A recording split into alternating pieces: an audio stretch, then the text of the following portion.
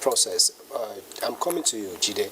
Hope this will not take us to where we're coming from, where we had inconclusive election 4 years ago in Bayelsa State. That's my optimism. You see, I want to share inglorious optimism about, let's celebrate our baby step successes. That's the platitudes I've engaged in the last 20 years. I'm tired and sick of that.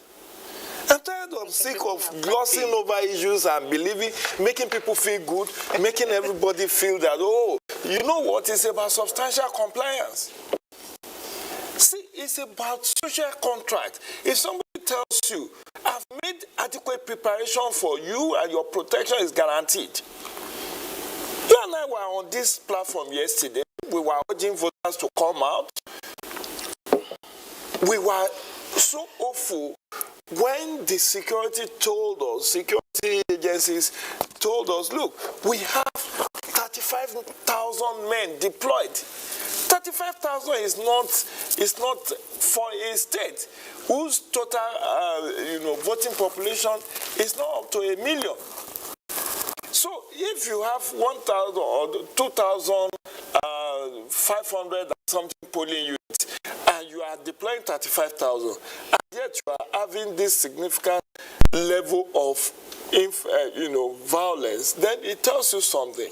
Because my worry is not even about those pockets or isolated instances we are talking about during the day.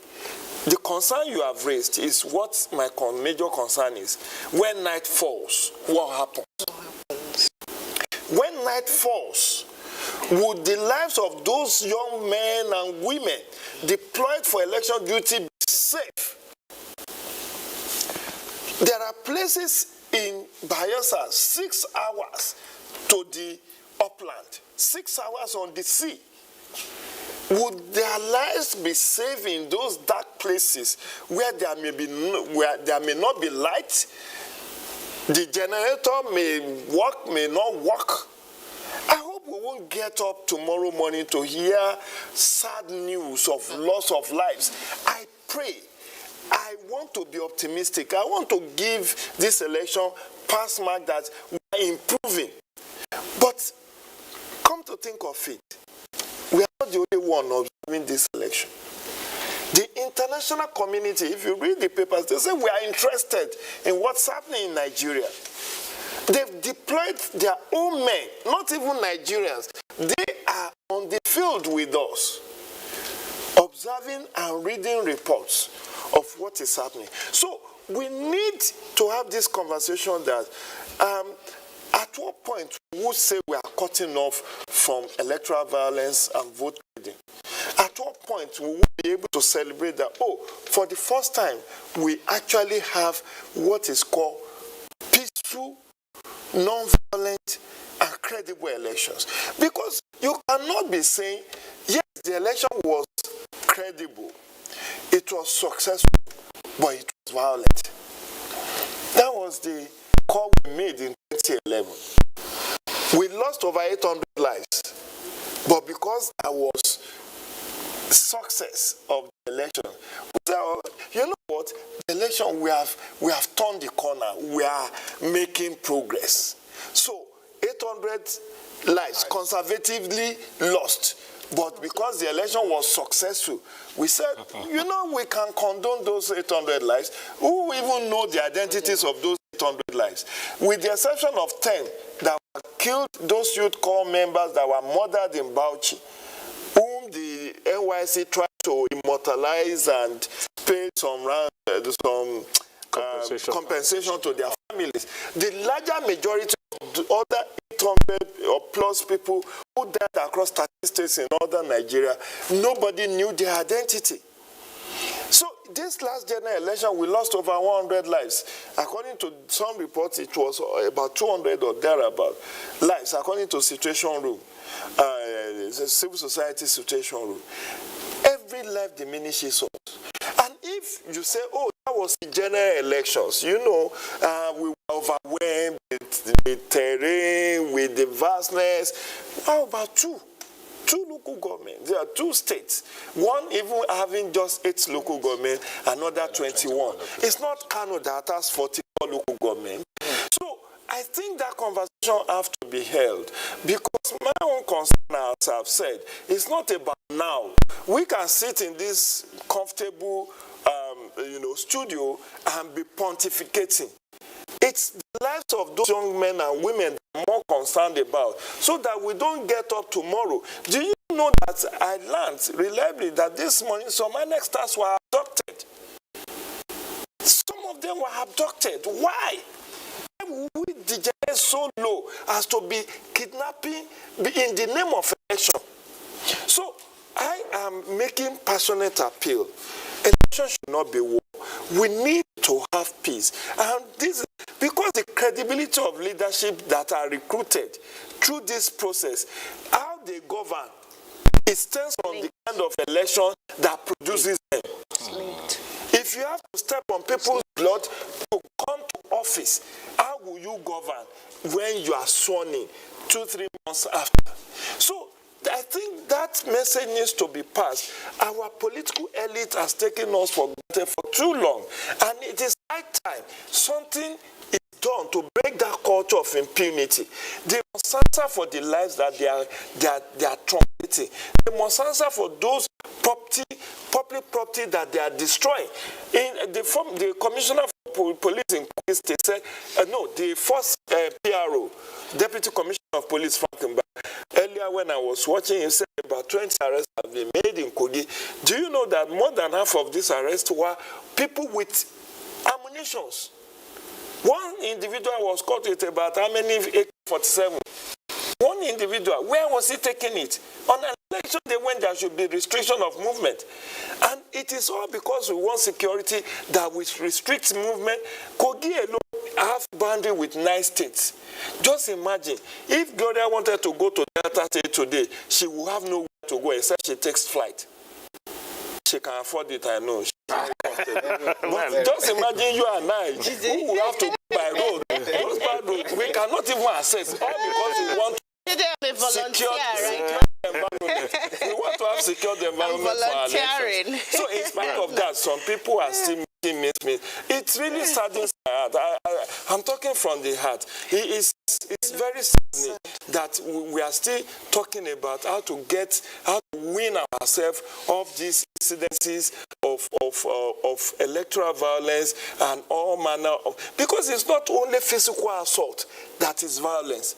There are different manifestations and dimensions of violence. There is psychological violence, sure. There is sociological violence, there is physical violence. And we are seeing the manifestation of all of that. Some people are traumatized. Some of your colleagues who are on the field, when they start hearing gunshots, how do they feel? Do they feel safe? Did you give them bulletproof to wear as they go on those assignments?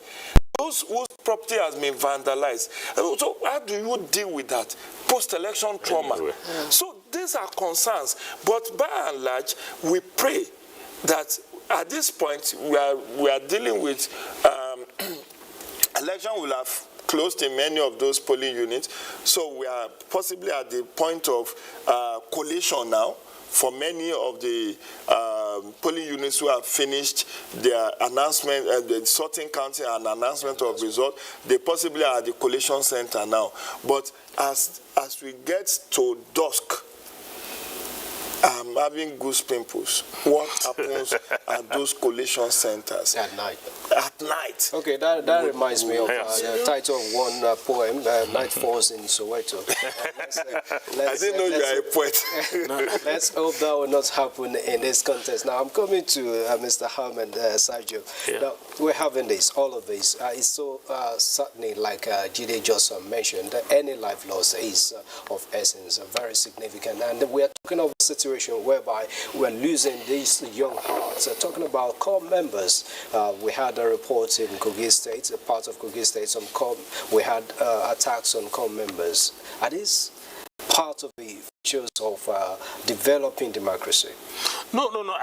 I think, again, sometimes where we miss the point is that we muddle too many things together at the same time, and in our conversations, in our studies, and we don't, there are two isolated events that, related, but, different, separate events that should be studied in a situation like this. First is the conduct of the electoral umpire.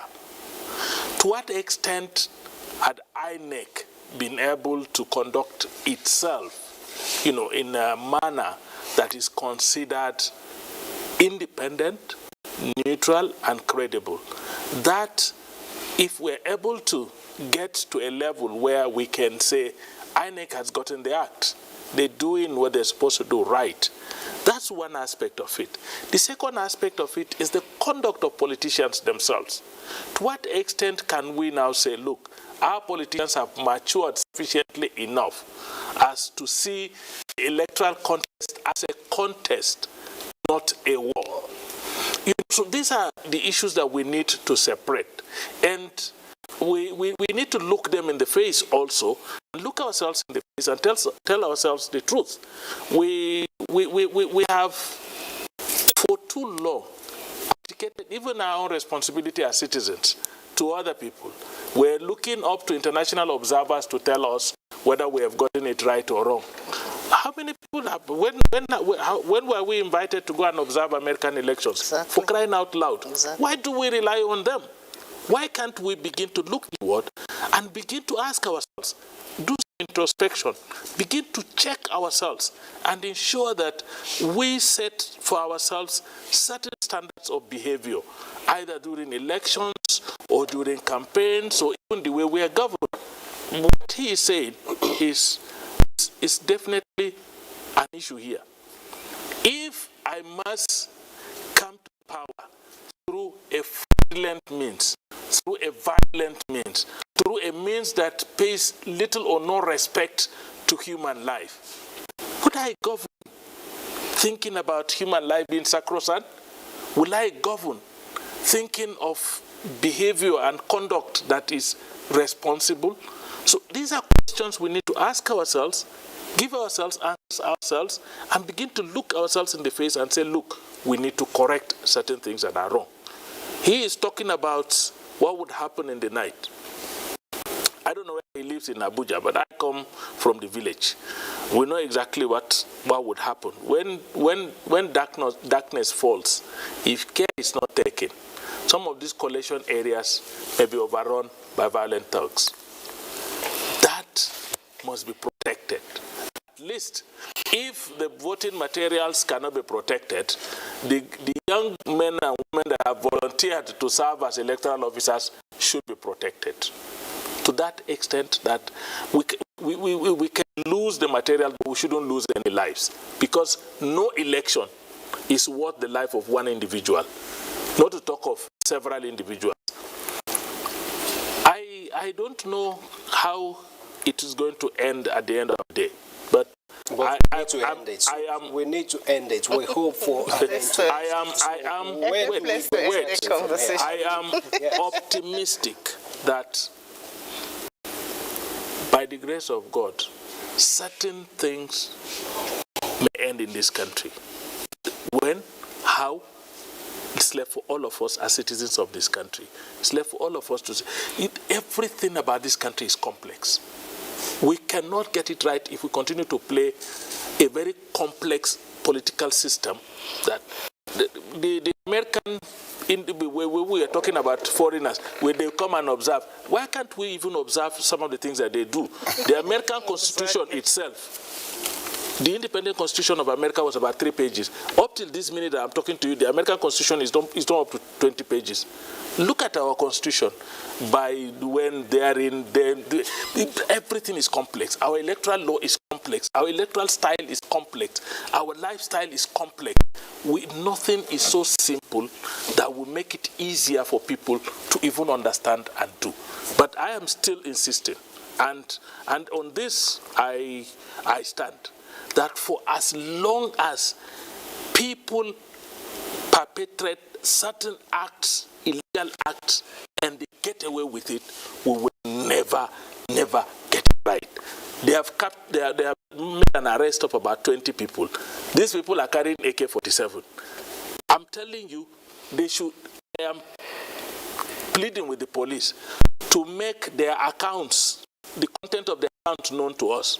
How much do they have that they can buy AK-47 and go with it? If they are not the ones that bought this AK-47, who bought it and handed it over to them? That person should be held accountable and responsible. You cannot have violence anywhere if you do not have conflict merchants. And for too long in this country, we have shielded the conflict merchants, we have protected the conflict merchants, we have even arrogated some power and authority to conflict merchants, and they are profiting from conflict in this country, whether it is electoral conflict, whether it is economic conflict, whether it is communal conflict, whether it is agency, but it is the work of very, very unpatriotic and wicked conflict merchants that we are witnessing as violence, either during elections, post-elections, or as we run our country. These conflict merchants must be exposed. These conflict merchants must be brought to book. These conflict merchants must be made to pay for bringing sorrow to our family and bringing a bad name to this country and cutting the lives of very promising young people short. If you kill a youth couple, there is nothing as sacrilegious as that. The parents must have spent money over a very long period of time to train that young man with a potential.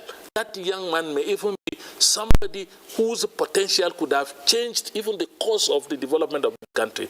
You've cut it short.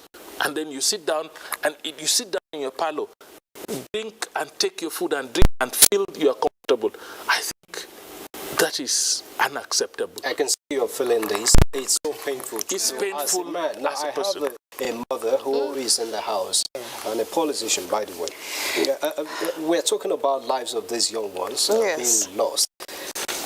With this case happening repeatedly, would you still subscribe that the INEC still use these guys who are forming the bulk of ad hoc staff of the electoral body? It's a very sad thing to me, It takes 9 good months. We know what we go through as women to be able to birth one child. And so one life means so much, and in 1 minute it's snuffed out because one person wants to occupy a position. It's disgusting. It's not debatable. The issue of violence is worrisome, and it's got to stop. And the truth at the end of the day is that if we don't have examples on the table, if we don't have people who are brought to book and they are made as examples, it will not stop.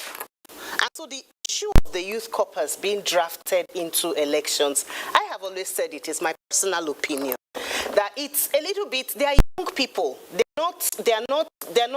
Sometimes they see it as, it's a risk. Somebody's got to die anyway, anyhow, and they weigh the options and the allowances and all that, and they're probably not going to know the level of risk. It could be risk-free, or it could be high risk, So we should actually revisit the issue of, drafting them.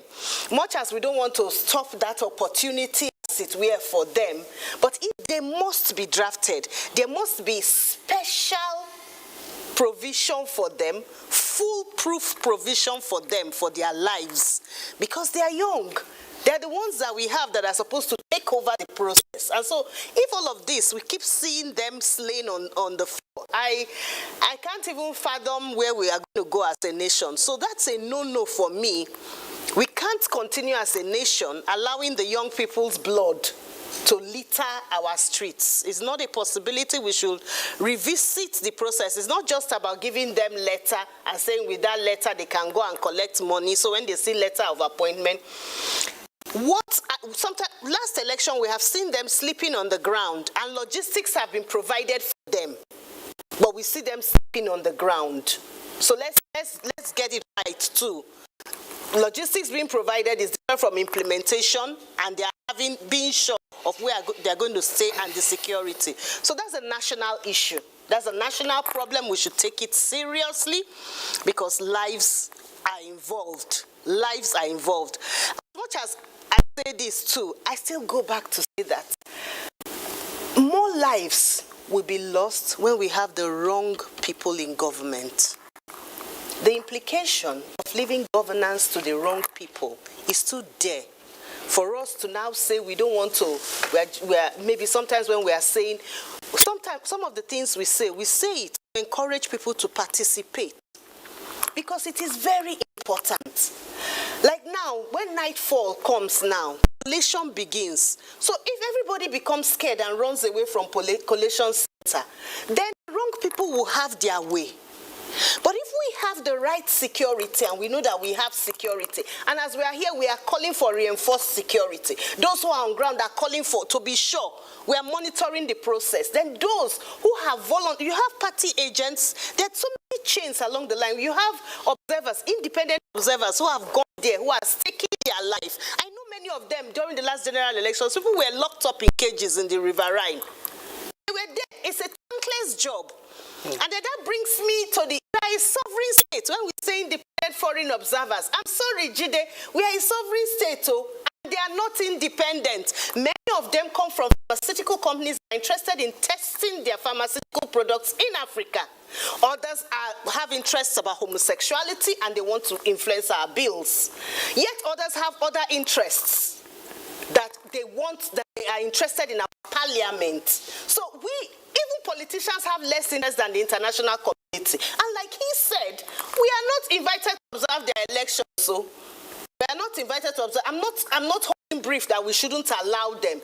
But we should even be more conscious of our independent observers who have a stake, who the price of Gary and tomato tomorrow is determined by this election. So they have a higher stake, and there are lots of them. And then you find that many too are sitting in the situation room. Please, let us be conscious of those who are falling to collation center. Let us be conscious of the security of the corpers, the security of those who go to monitor the collation centers, the critical stakeholders who ensure that this process comes out to give us what we want, even if we are not yet there. I still keep saying we are getting closer. I'm not saying it is good, but we need to take those baby steps, while we are still hammering on what we should be doing and where we should be getting to. So I must close with the issue of violence. My heart bleeds. Every mother's heart bleeds in this country. Every youth, every father, for every single person. These are lives that are avoidable. There's no excuse, and the buck ends at the security personnel's hands. You have been deployed. It is your responsibility. Saying that, we got there late is not an excuse. Please, we don't want loss of lives in any way. Nobody's ambition is worth it. Exactly. That has been said repeatedly in this country, that any mandate is not worth the life of any body in this country. We should not be losing lives while we conduct elections. I'm coming to Jide Ojo now. We're talking about this violence coming election in, elections out. From 2019, you are also a journalist, you're a columnist. Do you have any record of these perpetrators who were arrested in their tens, hundreds, prosecuted up to this moment? Well, I wish I have. 3 weeks ago, or 3 weeks ago, I was privileged to be invited to CSO stakeholder meeting with the INEC, with the Electoral Management Body, last month, I think last week of last month. And the question was put to the INEC chairman about how many prosecutions have we had. It really interests you to know that the only one I can recollect was one person who was allegedly prosecuted by EFCC for vote buying in Gombe. Just one. According to INEC chairman, they've just received some case files from the Nigerian police, because this is the way it works. And that's why we need the Electoral Offences Commission and Tribunal. Exactly. Separately. No, separate. No, INEC has power to prosecute, but does not have power to effect arrest or investigate. So the power of arrest and investigation lies with Nigerian police and other security agencies. In fact, Nigerian police is the lead agency for election security. So even if you are apprehended by the DSS or NSCDC or, or NDLEA or whoever is helping with the electoral process, you are handed over to police. It's the police that will now investigate. And then when police has concluded their investigation, the case files will now be transferred to INEC for prosecution. Now, it has taken almost 6 months for at least for INEC to receive some batches of case files. Now, it is now for the commission to take over and start filing charges, depending on what's in each person's case files. If they said prima facie case has been established that this person actually committed the offense for which he was arrested, then the commission will charge the person to court. But then, Musbah, the commission have barely 200 lawyers in its employment out of 16,500. Assuming without considering that there are even 500, can all of them be deployed to go to court? Some of these cases are high-profile cases. Recall that Yahya Bello, that is on the ballot today, was accused by INEC of double registration, which is a criminal offense. Of course, INEC said for that, it's not part of the condition for disqualification. So for that reason, the commission does not have power to. In fact, the court has said that INEC cannot disqualify. Otherwise, Natasha Akpoti should not have been on the ballot because it's a party fielded an underage running mate. And by the time they realized that the guy is 34, they made a change outside from what the Ghana on press report, outside of the time for substitution, which is why the SDP went to court, and eventually the court ruled that, yes, even if there are issues around disqualification, INEC does not have the administrative power to wield that stick. It has to come to the court to get an injunction to bar that person, which is why two cases were judged in favor of some disqualified candidates just last week, because it was only 9 days to election that Natasha Akpoti was reinstated. And you know what that cost the country? INEC has to go and reprint the ballot papers and result sheets. And the result sheets is about 5. EC81, E60. Look at the resources we are wasting. Same situation in Bayelsa State. So you now have, just on the eve of election, 2 court judgments within 1 week saying the running mate to APC is filed false information, is disqualified. The primary that led to the emergence of David Lyon is faulty, and APC does not have candidate. It took the appeal court's injunction for stay of execution for the situation to go back to status quo, creating an atmosphere of confusion and uncertainty. So what we are saying invariably is that it's still a long way to freedom, electoral freedom in Nigeria. For me, Musbah, election should not just be an hollow ritual. We should not. That's why I'm not commending anything positive with election, because some people are paid to do the right thing. If you do the right thing, I should not be commending you. That you are looking beautiful, you are supposed to look beautiful. Every woman being should take good care of their health, isn't it, Oga? So if you are doing well, you are supposed to do well. You cannot, as a governor, give me road and I will be applauding you, because it's not your personal fund you use in constructing those roads. When you misbehave, I should be able to excoriate you. I should be able to condemn you if you don't live up to expectation. Because even the Holy Book said, when you spare the rod, you spoil the child. If you continue to massage people's ego and say, you know what, we are making baby step in 20 years. If you have an imbecile as a child, would you be glad? Somebody who is above teenage is saying, will you be proud to show that kind of child to your visitor? So the point is, we need to have overcome so many teething problems that is still manifesting in our electoral process 20 years down the line. So I'm not even glamorizing international community. What is their stake in Nigeria? The entire budget support of international community is less than 1% of Nigerian investment in elections.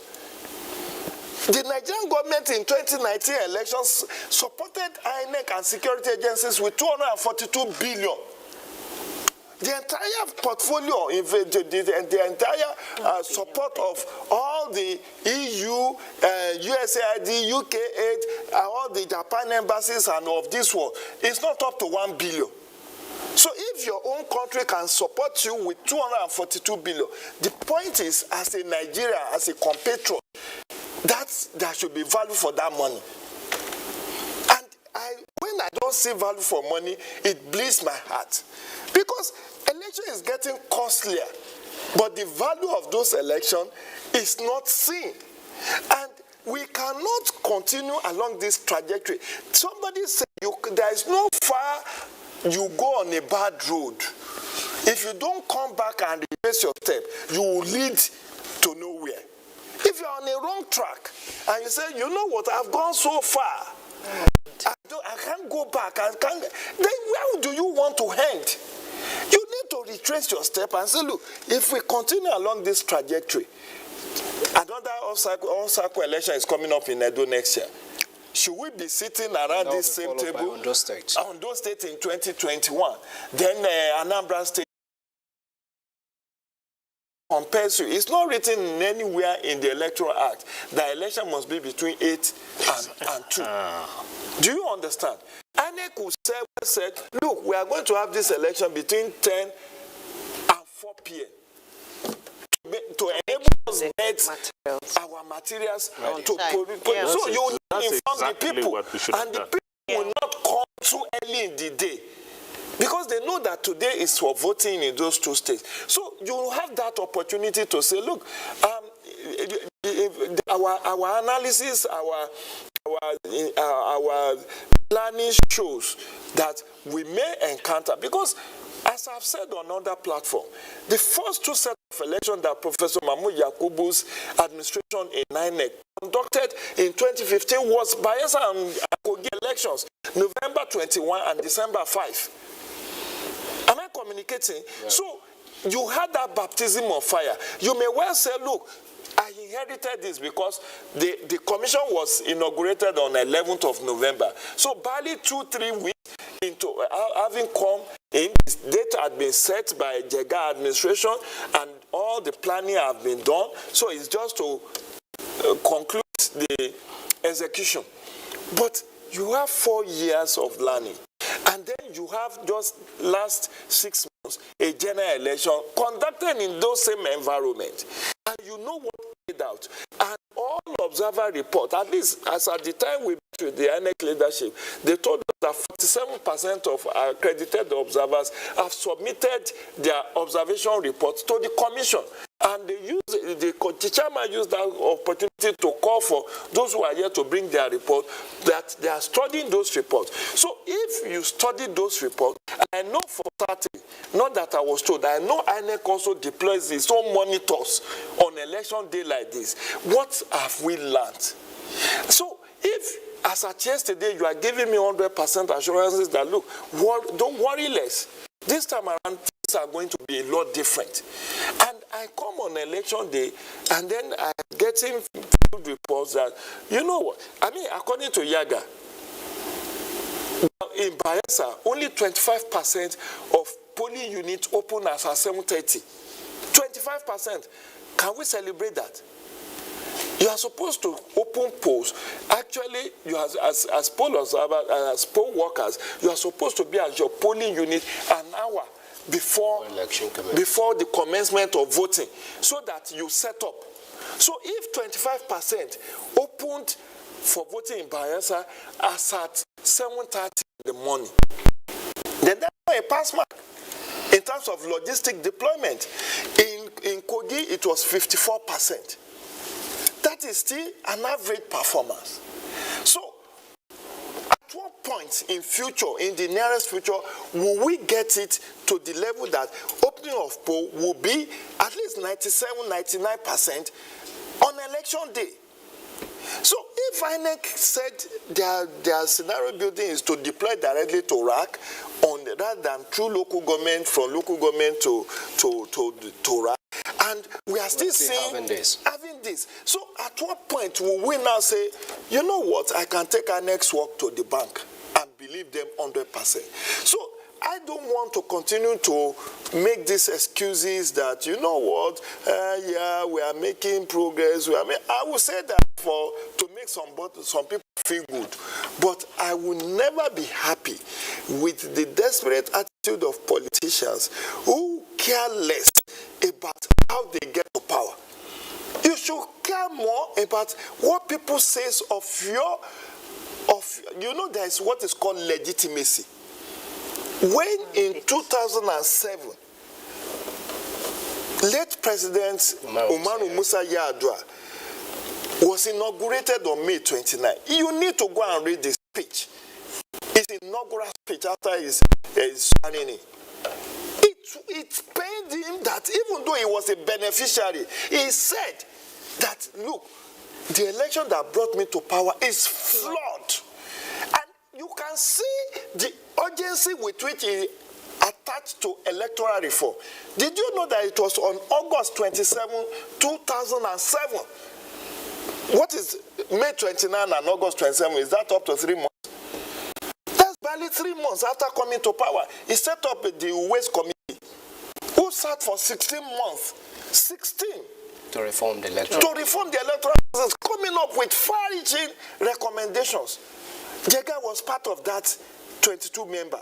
Festus Okoye was part of that 22 member. Now, these are the people who are part of that are now being brought into the system to make it work. Why is it not working? That's a big question. That's a big question. To catch your breath. I'm coming to Sergeant now. We're talking about this electoral process. We need to move forward. That's the essence of what Jide is saying right here. Now, we're having this election. This is the first major election after the 2019 general elections in February and March. And then we're still having this. One would ordinarily think that this will be an easy ride for INEC, and we're still having this kind of blemishes in there. How do you want to assess the performance of INEC? Are we growing? Let me make a very, very disturbing observation. One of the innovations introduced by INEC under JEGA is to increase the intellectual content in the management of the electoral process. You're bringing in academicians as returning officers, you're bringing in fine university lecturers, vice chancellors, and university professors to manage the electoral process. That is a very commendable step. And then when you added that youth corpus NYSC, who are supposed to be graduates, would sit on the system, you are kind of upgrading the process of electoral management intellectually. But unfortunately, and this is where I agree with my brother 100%, unfortunately, the interrogation of the electoral process after each election cycle should have also been done intellectually so that the lessons that we have learned would be deciphered properly, and so we now make our corrections based on an understanding. Something that is very simple. He raised, and I'm telling you, if we have noticed that opening up our polling stations by 8 o'clock is proving impossible or difficult, because the reality is that there are certain trends that no matter how you wake up very early, you need more than 2-3 hours to get there. And you cannot you cannot travel with electoral materials in the dark. You need them protected. So you would travel with them in the daytime, kind of. If we notice that that is a challenge, why can't we shift the time that we normally commence our electoral system, the process? The academics who participate year in, year out should be able to sit down and study the situation and tell us Because it's not enough that you bring in professors to become returning officers and you think you have upgraded the process. You should also bring in academicians who will, at the end of the day, use their intellectual capacity to study the process and tell us where the gaps exist so we can bridge them. This we have not been doing, and that is why when His Excellency President Goodluck Ebele Jonathan was the president, he went to his polling unit and there were issues with the polling unit. After he had left, he came back, there are still issues with his polling unit. It then means that, look, are we really studying the gaps and bridging them, or we are running the system as business as usual?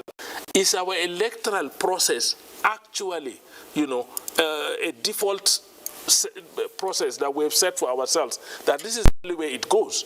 Even if it were the default process within our system, we should be able to develop sufficient softwares now to inject into the hardwares of the electoral process to reform it in such a way that it serves our overall interest.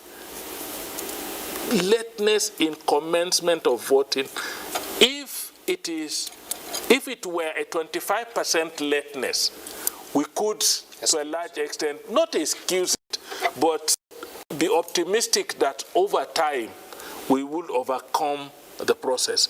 But if it is the other way around, that it is 25% commencement on time, 75% lateness, then something is definitely wrong. But coming back to Kogi and Bayelsa, it's getting late now. The collation process is taking place, I'm sure. The results may be coming out at the voting points by now. We pray and hope that INEC will keep faith. This is the most crucial time. Both the INEC and the security agencies are now supposed to wake up very seriously. The police and other security agencies must have deployed to entire voting centers. Now that in most places voting is over, the counting has taken place. Now they are at collation centers. We hope and pray that they deploy sufficiently to protect collation centers, which are far fewer than voting centers. So it's not enough for security to now say they were able to man the voting process and they can now go and begin to relax. This is the time to have, I'm sure they must have a strategic plan where after a certain set of security men have finished work at voting centers, they would be deployed to collation centers to protect the collation centers. And this is the time when we need the collated results would move from one location to the other. The escort process must be done very correctly, because at times it is between where the election takes place, where the results sheet is carried to the next level of it. Well, even after the collation, maybe at local government level, before it goes to the next level at the state headquarters or wherever, sometimes it can be waylaid on the way and something happens. These are all things that we believe that as at now, the security agents and the INEC are doing what they're supposed to do right, so that we would be able to protect the process in its entirety. Otherwise, if we let it go at this point, we may witness some other occurrences that are not in the interest of the entire process. But I believe that the security agencies are up and doing, and if for any reason there is laxity in the part of anybody, it should be corrected, because at this point we need to protect the results. Fast too, because we need to protect the results along the way. Yeah, it's good we're building conversation around this towards finding the lasting solution. I'm coming to you, Honorable Gloria. We're talking about the peculiarity of this riverine area, whereby you cannot 100% guarantee the security of these materials when the night falls. Taking example of what led to the rerun in Kogi West now, the fact that the election results were not collected at the appropriate place, the headquarters of that senatorial district. Can we suggest in that, with the peculiarity of Bayelsa State, that the results should be taken to a safer ground before the night falls? So how do we get around this?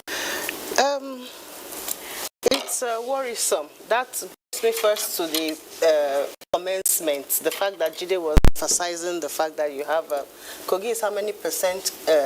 52% of opening of polls, because they're all linked.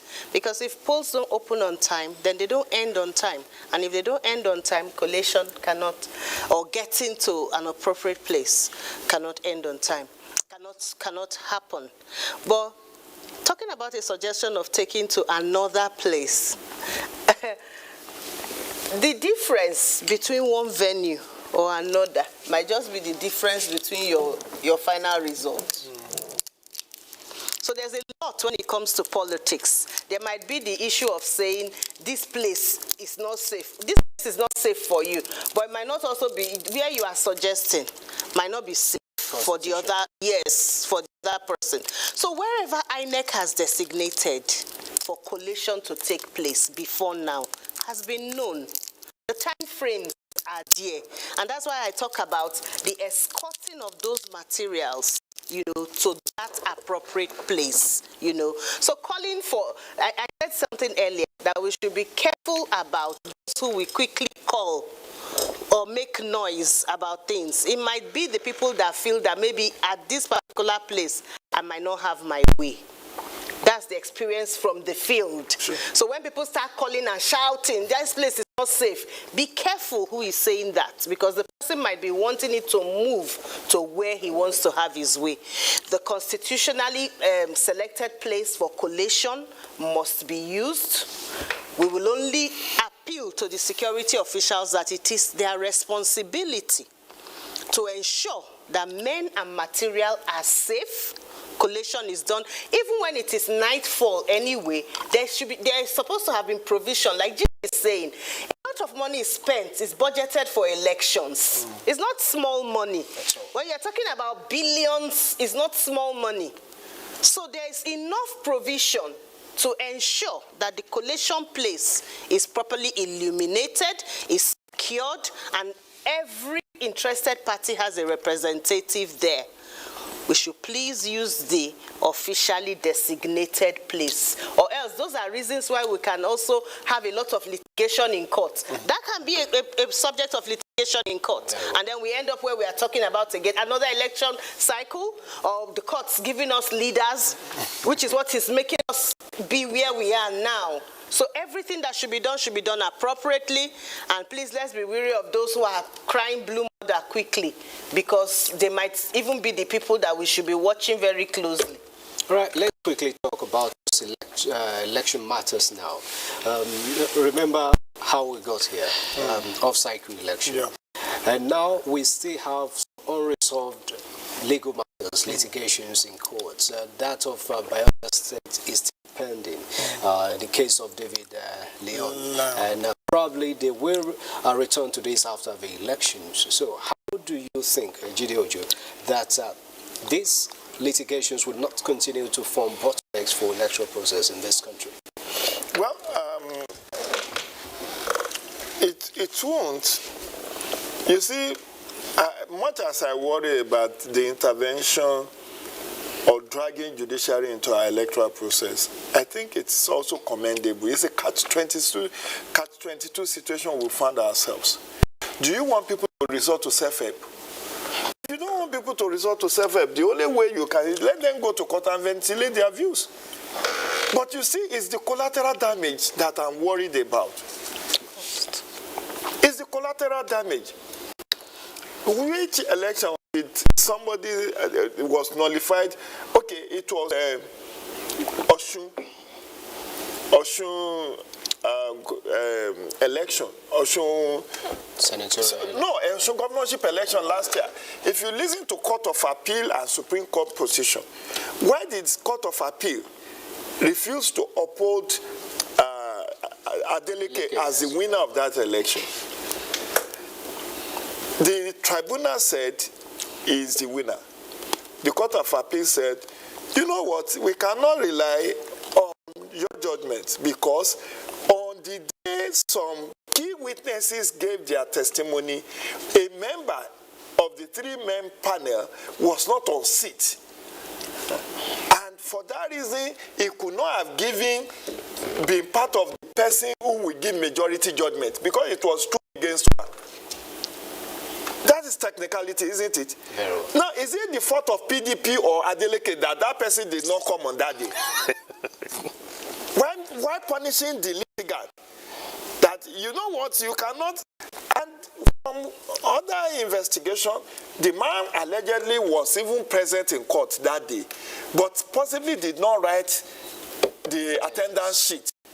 Because I think I read something to that effect that the person, you know, we don't take certain things serious, which is what Honorable Gloria was saying, which is very key. I'm not surprised as a politician. She's a politician. You know why? Because issue as minute as changing the process of collation can rob you of victory. Yes. Now, it is already spelled out in the Electoral Act, stages of collation. You cannot skip one. It moves from polling unit to ward collation center. From ward collation center, it moves to local government collation center. From local government collation center, it moves to the state collation center. Now, if you collapse the process, it's a breach of the law. Now, we have also have instances where collation centers were relocated. And that is what you are pointed out in the case of Kogi West. Now, it's not the first time that was happening. Remember the Ayoka Adebayo case in Ekiti, where that wreck, you know, and that supplementary election way back in time. What happened?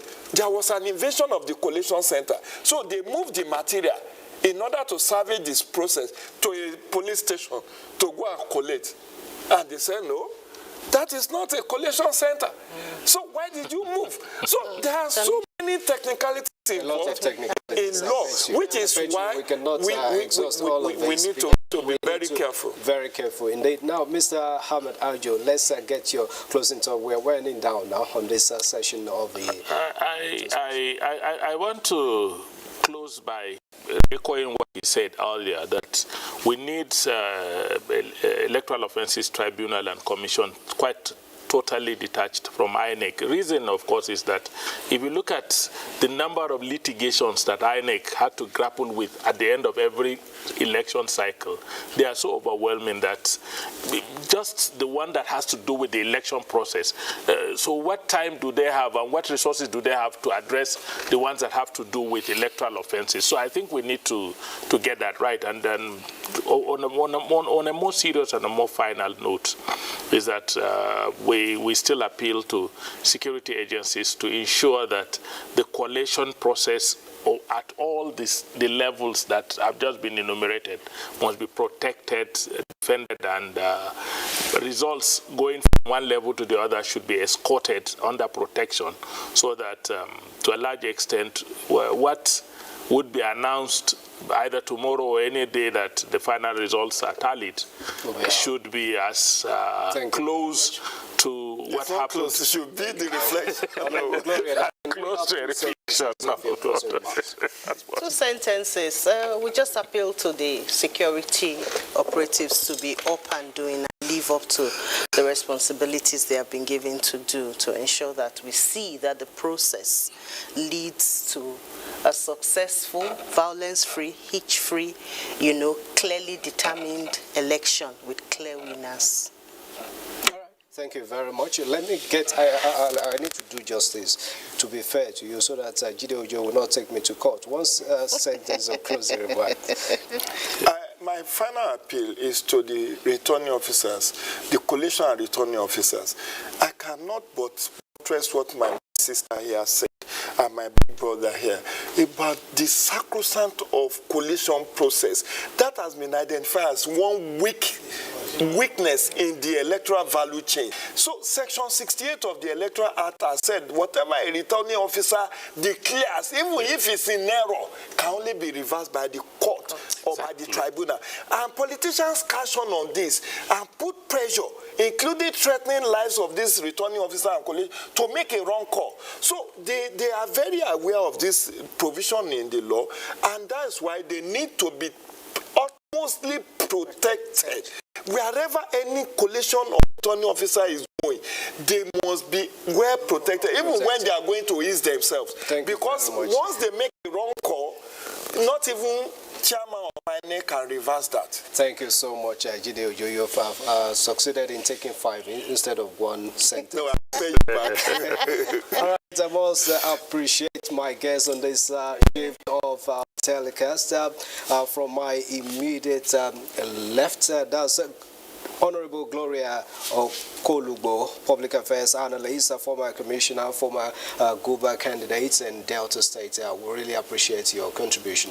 Thank you so much. Thank you for having me. And Mr. Jide Ojo is our regular on NTA. Thanks a lot for your contribution. Always a pleasure. Thanks for the And of invitation. course, Mr. Ahmed Sajo, former Commissioner for Information and Strategy. She don't pass me. Why are you talking too much? She don't pass me. She be Uber candidate. You added strategy to Strategies, yes. Thank you very much. It's only Jide Ojo that You see, I'm the underdog. Thank you. Today is international community, international much for being part of the program. And trust me, we'll have a break now, but we'll return after Weekend File at 10 p.m. Please join us again as we bring to you the process, particularly collation and announcement of results where we have them from these 2 states of the country. Thanks a lot for your time. We'll be breaking now for NTA International News. I am Musbat and Wahab.